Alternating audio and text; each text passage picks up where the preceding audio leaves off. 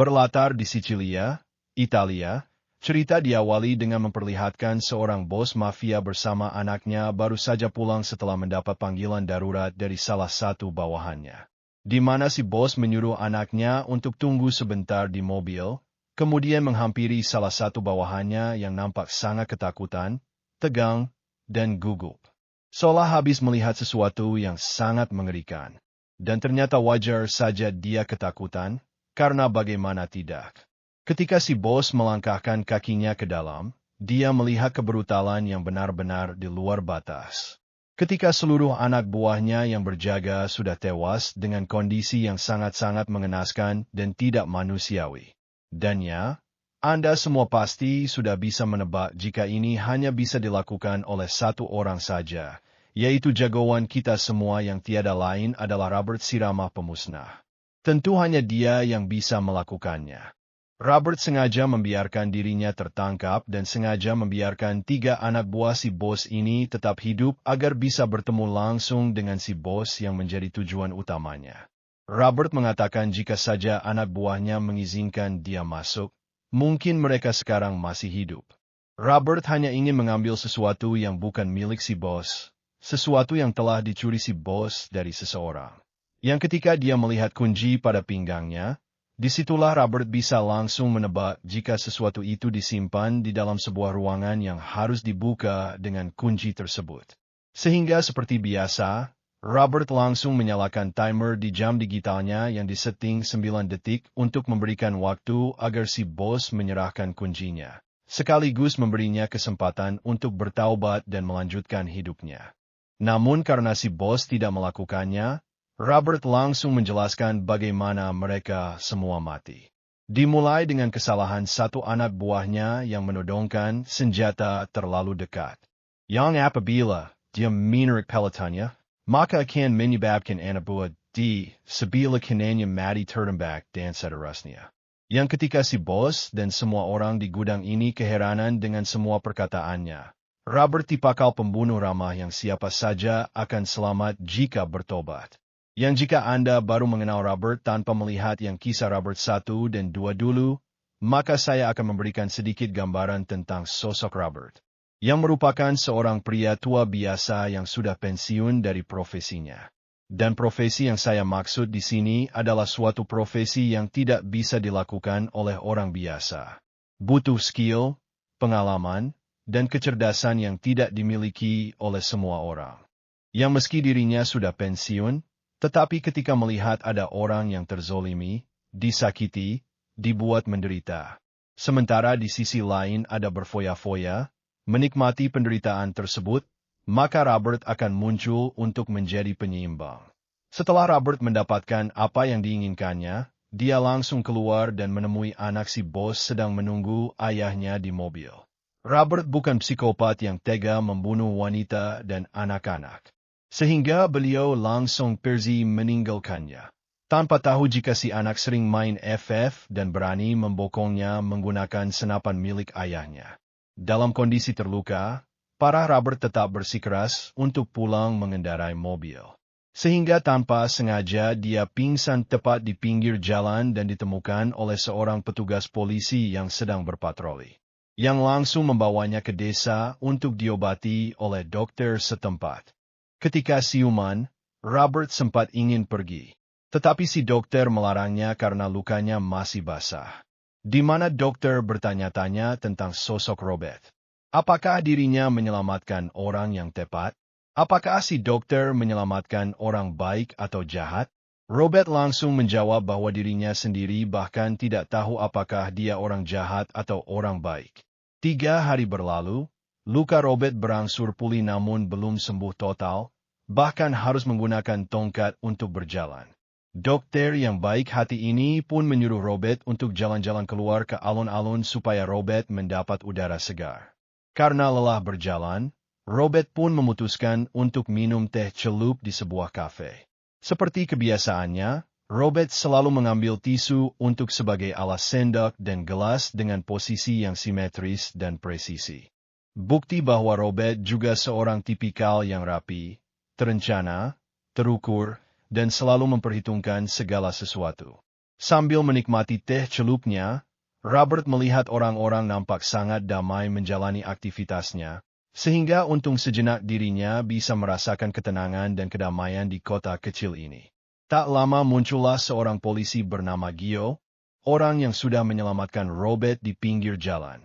Gio sadar betul jika Robert adalah seseorang yang sedang terlibat masalah, karena tidak mungkin orang biasa mendapatkan luka tembak seperti yang Robert dapatkan. Gio langsung menjelaskan bahwa kota ini adalah kota damai yang dipenuhi orang-orang baik. Sehingga dengan cara yang halus, Gio meminta Robert untuk pergi apabila lukanya sudah sembuh total.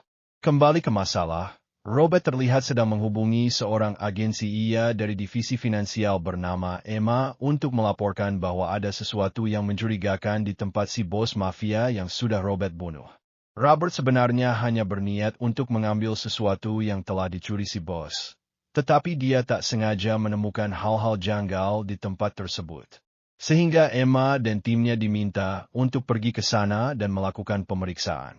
Sambil menunggu pulih total, Robert pun kembali berjalan-jalan keluar sembari menikmati keindahan dan kedamaian kota kecil ini. Namun sesuai kata orang Andalusi, bahwa kedamaian adalah satu-satunya hal yang tidak bisa bertahan lama.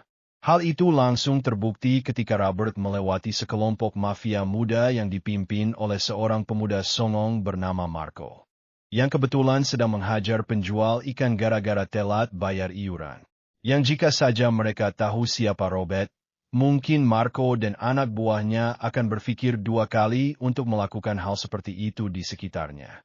Jalan-jalan dan mari saya perkenalkan Anda dengan kakak dari Marco yang bernama Vincent. Ini bebengunya seorang bos mafia yang masih satu keluarga dengan bos mafia yang telah Robert bunuh. Vincent sedang dalam rencana untuk merubah kota ini menjadi ladang cuan seperti hotel, kasino, bar, dan tempat-tempat hiburan bagi para wisatawan mancanegara. Sehingga dia memaksa warga lokal untuk menjual tempat tinggalnya. Yang ketika ada yang menolak, maka Vincent tidak akan segan-segan untuk melakukan tindakan kejam dan agresif, anarkis terhadap keluarga kotanya sendiri. Beralih ke kediaman si bos mafia tua yang sudah Robert bunuh, Emma dan timnya menemukan sesuatu yang tak terduga, yakni beberapa drum wine berisi amfetamin sintetis, alias narkoba. Berikut beberapa orang yang tewas mengenaskan dan hanya ditemukan satu sidik jari saja di TKP ini. Sehingga mereka semua, termasuk Emma, penasaran dengan siapa orang yang sudah melakukan semua ini. Ada uang di dalam? Apakah itu terkoneksi? Tidak, itu sesuai yang lain. Beberapa hari berlalu, kini Robert sudah sembuh total dan siap untuk pergi. Tapi sebelum itu, dia bertanya kepada si dokter tentang kenapa beliau tidak melapor ke polisi atau membawa Robert langsung ke rumah sakit. Dan kenapa juga beliau tidak curiga kepada Robert yang mungkin saja orang yang jahat. Si dokter menjawab bahwa ketika Robert ditanya orang baik atau jahat, Robert menjawab tidak tahu. Dan hanya orang baiklah yang akan menjawab seperti itu, sehingga dokter yakin bahwa Robert adalah orang baik yang layak diselamatkan. Dan ketika kita bisa dan mampu menolong orang lain, kenapa tidak? Saat akan pergi, Robert dikejutkan dengan orang-orang yang sedang beramai-ramai memadamkan kebakaran. Yang ternyata rumah tempat tinggal si penjual ikan sudah dibakar oleh oknum tidak bertanggung jawab. Namun yang paling menyedihkan adalah bukan soal warung ikannya yang ikut hangus, tetapi ada anak dan istrinya yang masih berada di dalam. Sehingga wajar sekali jika si penjual ikan sangat histeris melihat rumahnya habis dilahap api. Ketika semua orang sedang fokus pada kebakaran, hanya Robertlah satu-satunya orang yang mampu melihat situasi sekitar. Ketika Marco dan anak buahnya hanya menonton kejadian ini dari kejauhan, sehingga Robert yang sudah berpengalaman dalam dunia kriminal pun bisa langsung menebak jika pelakunya adalah mereka semua. Faktanya, memang benar mereka lah pelakunya. Hal itu Marco lakukan adalah sesuai perintah dari kakaknya yaitu Vincent, untuk meneror semua warga kota agar tidak betah tinggal di sini. Sehingga ketika semua orang pindah, maka Vincent bisa langsung menguasai kota kecil ini dan menjadikannya sebagai tempat wisata sesuai dengan apa yang sudah direncanakannya. Kembali ke Robert yang sedang duduk sambil berdoa, dia benar-benar dilema, entah harus pergi atau jangan. Karena setelah melihat kedamaian di kota ini terganggu, akhirnya membuat jiwa-jiwa equalizer dalam dirinya kembali muncul. Di saat Robert butuh ketenangan dan nyaman di suatu tempat, selalu saja ada orang-orang yang mengganggu ketenangan itu, yang membuat Robert kembali harus brutal seperti masa lalunya. Dan sesuai julukannya yaitu sang penyeimbang, Robert memutuskan untuk tinggal di hotel untuk beberapa hari ke depan, melihat apakah situasinya akan kondusif atau malah semakin memburuk. Beralih ke kantor polisi, lebih tepatnya Gio yang sedang memeriksa rekaman CCTV di tempat kejadian. Dia melihat para pelaku turun dari mobil van dengan plat nomor tak diketahui, sehingga Gio menelpon rekannya untuk memeriksa siapa pemilik dari mobil van tersebut. Robert sendiri terlihat sedang menikmati tehnya di malam hari dan duduk di kursi yang sama sejak pertama kali dia datang ke kafe ini. Seorang pelayan bernama Aminah pun penasaran dengan sosok Robert yang meskipun orang asing kok mau ikut membantu dalam insiden kemarin. Kebakaran, si penjual ikan tempo hari, yang karena ingin menunjukkan kebaikan kotanya, Aminah pun mengajak Robert jalan-jalan sekaligus menunjukkan makanan khas kota kecil ini. Seiring berjalannya waktu, Robert pun semakin dikenal dan diterima baik oleh semua warga. Terbukti ketika Robert menuju ke penjara, tepatnya sedikit hadiah dari seorang nenek-nenek. Sehingga Robert mulai merasa nyaman dan merasa yakin jika kota ini adalah tempat yang tepat untuk dirinya bisa pensiun dan menghabiskan masa tuanya di kota yang dipenuhi orang-orang yang baik. Suatu pagi ketika sedang ngeteh dan duduk di bangku yang sama, ada Emma yang ternyata berhasil melacak keberadaan Robert berdasarkan nomor telepon yang tempo hari Robert gunakan. Alih-alih bermaksud mengambil foto Robert secara diam-diam, Robert justru menyadarinya lebih dulu. Yang bahkan jika Emma ingin foto yang jelas dan bagus, Robert dengan senang hati akan menghadap dan tersenyum ke arahnya. Emma yang penasaran pun bertanya tentang Robert yang bekerja untuk siapa, kenapa sidik jarinya tidak bisa dilacak, kenapa identitasnya tidak ada dalam data sensus penduduk, dan bagaimana dia seorang diri membantai kelompok mafia di tempat kemarin. Robert dengan santai menjawab bahwa dirinya datang ke Sicilia hanya untuk mengambil sesuatu yang telah dicuri oleh si bos mafia. Namun ketika berada di sana, dia tak sengaja menemukan hal-hal mencurigakan, yaitu narkoba yang sudah Emma dan timnya sita. Selebihnya, Robert tidak mau tahu dan tidak akan ikut campur karena itu sudah bukan tugasnya lagi. Di sisi lain, Gio mendapat masalah ketika ibu guru mengatakan jika putrinya dijemput oleh orang-orang berbadan besar dan seram. Sehingga dia buru-buru pulang ke rumah. Alangkah terkejutnya dia saat melihat istrinya baru selesai diperkosa dan putrinya diancam akan dibunuh. Yang semua ini tentu saja adalah perbuatan si Marco yang tidak ingin aksi kejahatannya terungkap. Saya tidak tahu apa yang terjadi. Orang-orang yang sudah membuat kota damai ini menjadi tidak tentram. Yang dengan ragu dan sedikit ketakutan si dokter pun menjawab bahwa pelakunya adalah para mafia, terutama seorang bos mafia bernama Vincent, yang sudah lama menjadi benalu di kota kecil ini. Suatu malam ketika Gio dan keluarga kecilnya makan di restoran, muncul lagi si koplok Marco yang ingin memastikan kasus kemarin sudah ditutup. Dengan wajah tengilnya menatap ke arah istri Gio dengan tatapan mesum, seolah memberi kode ancaman agar Gio merasa terintimidasi dan tidak berdaya untuk berbuat apa-apa. Yang di situ Marco yang songong ini pun tiba-tiba terdiam saat di seberang meja terdapat jagoan kita semua, yakni Om Robert, sedang fokus menatap ke arahnya. Merasa ditantang, Marco pun duduk di meja Robert. Yang sebelum dia memulai percakapan, Robert lebih dulu berbicara dengan mengatakan bahwa dirinya mulai menyukai kota kecil ini. Jika Marco dan kelompoknya melakukan hal buruk, tolong dengan sangat lakukan di tempat lain, jangan di sini. Robert bukan mengancam, tapi lebih menyindir. Sehingga itu membuat Marco dan anak buahnya tertawa. Dan ya, Marco pun langsung dibuat kaget saat Robert menekan sela-sela antara telunjuk dan ibu jarinya. Robert menjelaskan sedikit tentang dunia medis bahwa apa yang Robert tekan sekarang adalah saraf median yang berfungsi untuk mengontrol gerakan jari sekaligus saraf yang mengirimkan sinyal rasa sakit ke otak.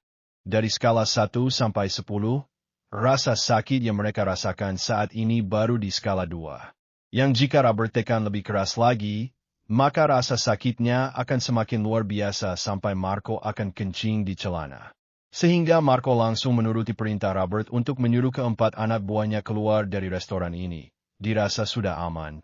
Robert pun melepaskan tangan Marco dan mencoba untuk berbicara baik-baik tentang Marco yang masih muda dan masih punya masa depan panjang. Sangat disayangkan sekali apabila dia harus mati malam ini. Sehingga untuk kedua kalinya, Robert memberikan kesempatan untuk Marco tidak mengulangi kesalahan yang sama. Namun karena merasa punya backing kuat yaitu Vincent, Marco tetap tidak akan berhenti. Tiba di luar, Marco langsung menyuruh satu anak buahnya untuk segera ambilkan mobil supaya bisa cepat-cepat menemui Vincent untuk mengadu kepada kakaknya atas kejadian barusan karena masih kesal dan merasa dipermalukan. Marco yang sedang marah pun meminta pistol kepada anak buahnya dan beraksi untuk membunuh Robert saat itu juga. Tetapi, sambil tersenyum dan mengangkat kedua tangannya, Robert menghampiri si Marco yang sudah siap menyerang dengan sebilah pisau dan diingatkan sudah, diperingatkan sudah, diberi kesempatan juga sudah. Kurang apa lagi coba yang mungkin Marco harus mati di usia muda dan Robert sangat menyayangkan hal tersebut. Beralih ke Emma yang senang menemui kepala polisi setempat. Dia ingin menginterogasi beberapa narapidana yang dicurigai memiliki keterkaitan dengan kasus penemuan narkoba kemarin untuk mencari informasi tentang siapa lagi pelaku yang ikut terlibat dalam kasus ini. Di mana si kepala polisi nampaknya mengenali satu wajah yang beliau sangat melarang Emma untuk menginterogasinya, yang justru malah membuat Emma penasaran dan memperkuat keinginannya untuk menginterogasi orang tersebut. Aku di sini untuk memberimu kesempatan. Selain dia melakukan penyelidikan mandiri, Emma juga rentan diserang oleh salah satu anggota keluarga mafia yang masih tersisa yaitu Vincent, yang langsung melakukan percobaan pembunuhan dengan meletakkan bom di bawah mobil yang akan Emma kendarai. Beruntung Emma masih hidup dan hanya mengalami luka yang harus membuat dirinya dirawat, di mana atasannya menyuruh Emma untuk istirahat terlebih dahulu dan serahkan kasus ini kepada timnya. Dan terungkaplah bahwa ternyata si bapak kepala polisi yang kemarin Emma temui adalah seorang oknum polisi korup yang sering mendapatkan jatah bulanan dari hasil bisnis haram ini. Kedatangan si kepala menemui Vincent adalah untuk memintanya menghentikan sementara bisnis ini karena jika sampai kasus ini terungkap lebih jauh, maka bukan hanya Vincent yang celaka, tetapi karir bapak polisi pun akan ikut celaka. Yang karena tidak ingin diatur-atur dan merasa bahwa dirinya adalah penguasa kota Sisilia, Vincent pun memberikan sedikit penegasan agar sikap polisi tetap tutup mulut atas keterlibatannya dalam bisnis hitam ini. Ia lagi-lagi dijadikan tumbal dan bulan-bulanan mafia saat Vincent menembak. Yang karena tak ingin jatuh korban jiwa, Robert pun terpaksa menyerahkan dirinya. Yang tentu saja muncul dengan ekspresi tenang, santai, dan terukur. Yang ketika Vincent akan menembaknya, tiba-tiba. Ya, semua orang pun kompak seperti kita tahu viral adalah senjata paling ampuh di zaman ini. Siapa yang viral, maka siap-siap namanya akan dikenal. Siapa yang viral, maka harus siap gerak-geriknya dipantau. Sehingga daripada bisnisnya terganggu, Vincent pun memilih untuk menunda niatnya dan mencari waktu lain untuk mendapatkan kesempatan yang lebih baik. Tiba di kediamannya, Vincent yang masih belum bisa tenang pun kembali merajuk di depan anak buahnya bahwa kejadian tadi sangat-sangat memalukan. Seolah mafia tidak punya harga diri lagi. Masa kalah oleh kamera ponsel, kalah oleh viral, kalah oleh netizen. Sehingga besok, PIK sepakat untuk membunuh si Robert sekaligus. Sekaligus membakar kota kecil ini agar balasan akan kematian adiknya segera tuntas, dan rencananya membangun resort tempat wisata bisa cepat terlaksana. Saat larut malam, ketika Vincent sedang tidur cantik dan anak buahnya sedang berjaga non-stop 24 jam, muncul seseorang dari balik kegelapan yang membunuh satu persatu penjaga. Dengan masih menjaga tata krama, yang hal itu terlihat dari bagaimana dia meletakkan jasad orang yang dibunuhnya dengan santun dan pelan. Tidak langsung dijatuhkan begitu saja, tapi direbahkan secara perlahan supaya posisi tubuhnya nyaman dan logis. Yang seperti sudah bisa Anda tebak, orang itu adalah Robert, yang selalu satu langkah lebih maju dari penjahat itu sendiri. Layaknya Baba Yaga, Robert bisa bergerak dalam kesenyapan dan kesunyian, muncul dari balik kegelapan. Sehingga meski jumlah para penjaga lebih banyak, Robert bisa membunuh mereka satu persatu tanpa ketahuan oleh yang lainnya. Setelah semua penjaga berhasil dilumpuhkan, dilimpahkan di sini berarti dibunuh secara brutal. Kini Vincent hanya tinggal sendirian saja, dan diterbangun oleh tetesan darah yang jatuh dari atas. Yang ketika dia menyadarinya, tiba-tiba, layaknya anak kecil yang memanggil ibunya, Vincent pun teriak-teriak memanggil satu persatu anak buahnya, tetapi satu pun tak ada yang menyaut. Yang ketika dia periksa, semuanya sudah tewas dengan kondisi yang tidak kalah mengerikan seperti korban-korban Robert sebelumnya. Sehingga pada titik ini, Vincent benar-benar kena mental dan tidak tahu dengan siapa dia berhadapan. Ketika siuman, Vincent sudah dalam kondisi terikat dengan mulut berbusa, karena rupanya Robert sudah memasukkan narkoba secara paksa ke dalam tubuhnya. Sehingga dengan kata lain, Vincent saat ini mengalami overdosis. Dan menurut hitungan Robert, jantung Vincent akan berhenti sekitar 6 menit lagi. Yang karena masih ingin memberinya kesempatan, Robert pun melepaskan ikatan Vincent supaya dia bisa keluar mencari dokter. Itu pun jika waktunya masih cukup. Pada titik ini, saya pribadi jujur ada muncul rasa kasihan terhadap atau melihat si Vincent jalan sempoyongan berusaha untuk mencari dokter demi untuk nyawanya. Tetapi mengingat kembali tindakan dan perilakunya yang menyitir rumah warga, menggantung orang tak berdaya, membakar rumah, membunuh anak dan istri si penjual ikan, sulit memang untuk merasa simpati sepenuhnya. Sehingga dengan sangat terpaksa, Vincent harus mati sebelum bisa merealisasikan rencana yang sudah disiapkannya selama jauh-jauh hari.